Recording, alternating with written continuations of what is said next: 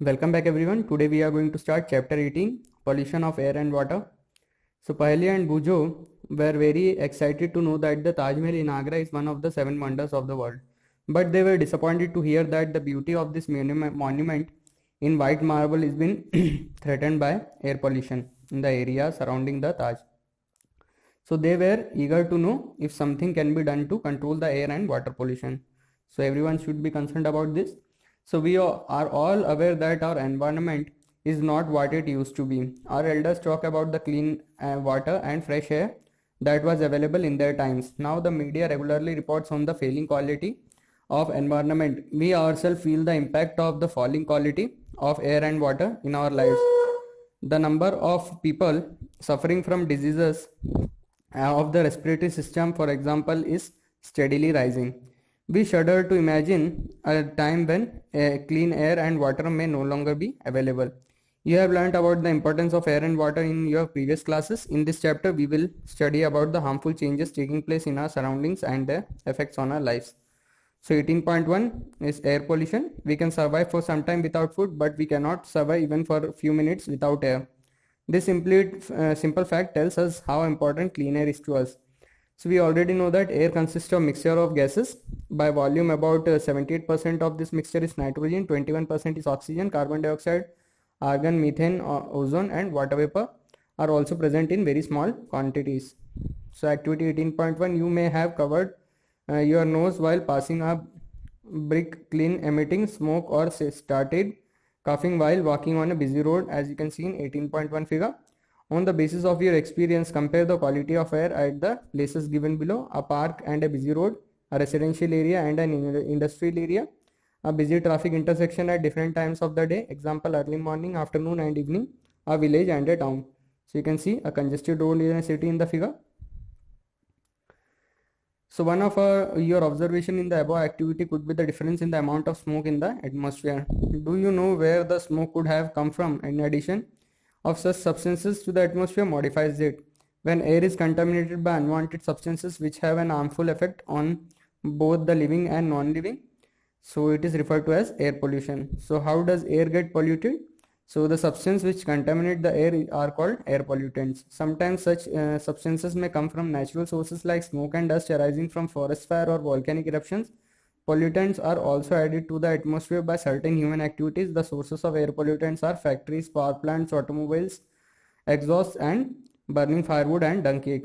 So you can see smoke emitting from a factory in the figure 18.2. Activity 18.2, you might have read in the newspaper about the respiratory problems amongst children are rising day by day.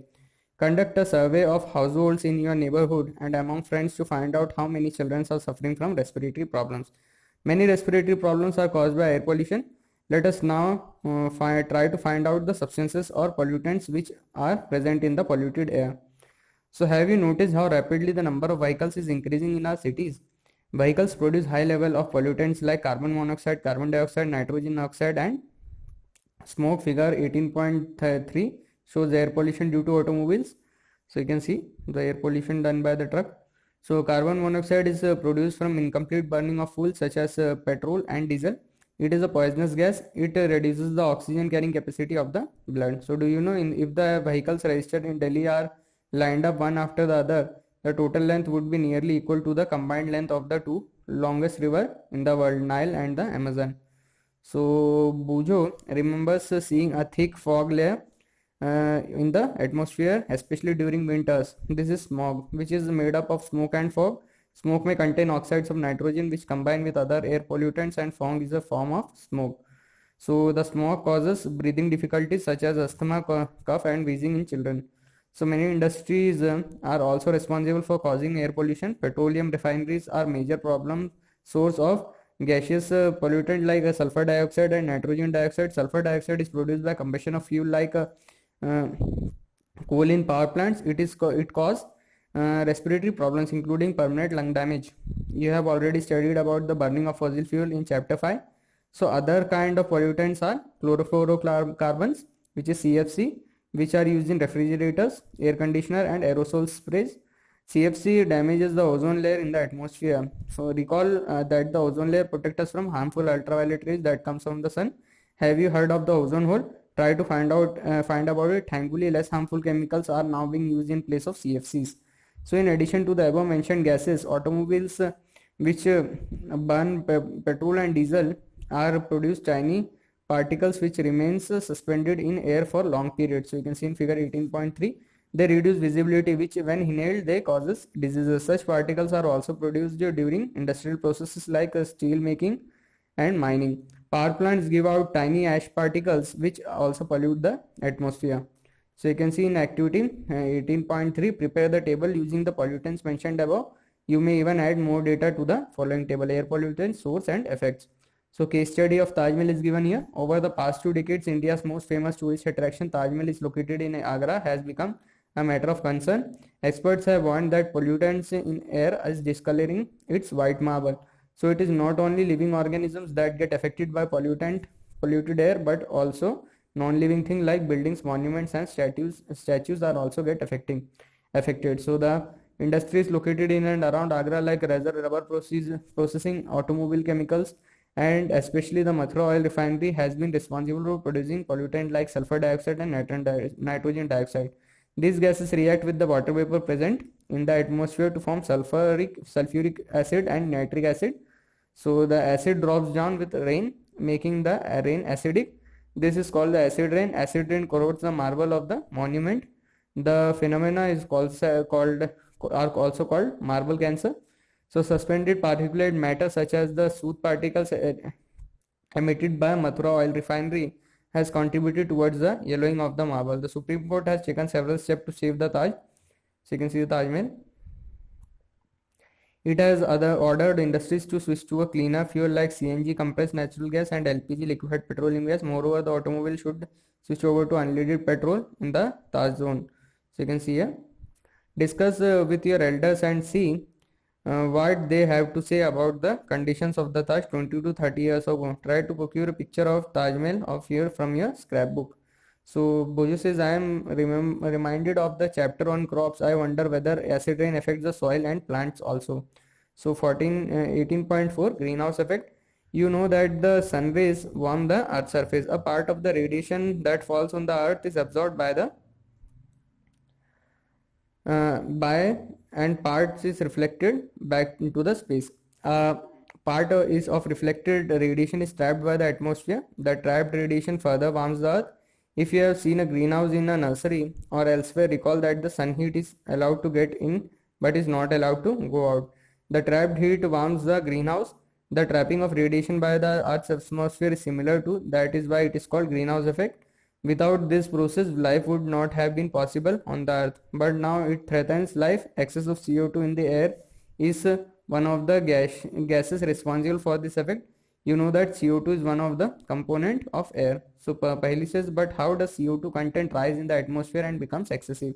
So you have also studied the role of carbon dioxide in plants, but if there is excess of CO2 in the air, it acts as a pollutant. So can you help Paheli find out the answer to her question? On one hand, CO2 is continuously being released because of human activities.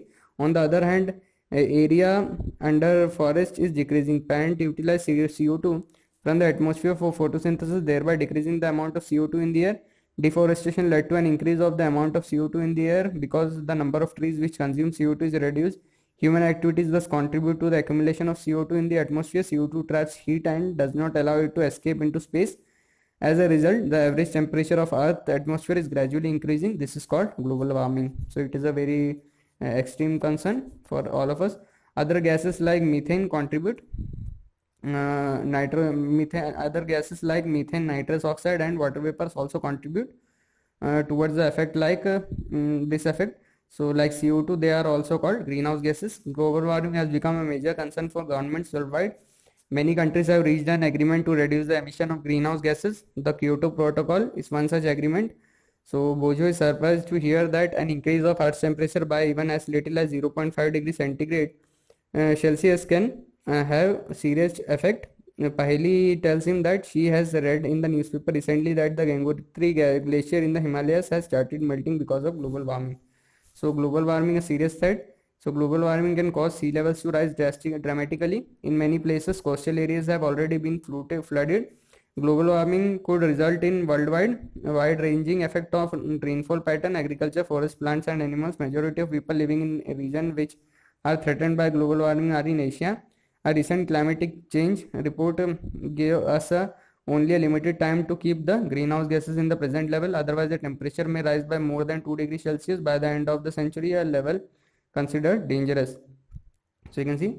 So what can be done? So what can we do to reduce air pollution? There are many success stories in our fight against air pollution. For example, in few years ago, Delhi was one of the most polluted city in the world.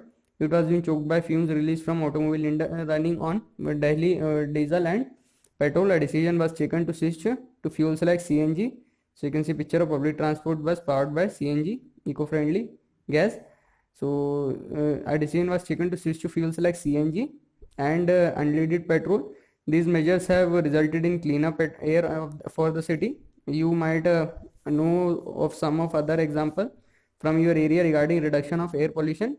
Share these stories with your friend. Do you know about the Say No to Crackers campaign, which was organized by children from many schools? This made a big difference in the air pollution level around Diwali. So the quality of air at various locations is monitored regularly by government and the other agencies. We can use this data to generate awareness about air pollution among friends and neighbors. There is a need to switch over to alternate fuels like fuels instead of fossil fuels for our energy requirement. These could be solar energy, hydropower, and wind energy. So activity 18.4, you have various options of commuting to your school, such as walking, going by bicycle, traveling by bus or other public transport, using a car individually, traveling by carpool. Discuss your class in your class too the impact of each of these options on the quality of air. So small contributions on our part can make a huge difference in the state of the environment. We can plant trees and nurture the ones already present in the neighborhood. Do you know about One Mahotsav, when lakhs of trees are planted in July every year? So you can see in figure 18.6, children's playing planting saplings. So Bojo and Paheli once happened to go to an area where some people were burning dry leaves. They started coughing because the entire area was full of smoke. Paheli thought it would be a better option to put them in a compost pit rather than burning. So what do you think? So water pollution is another section.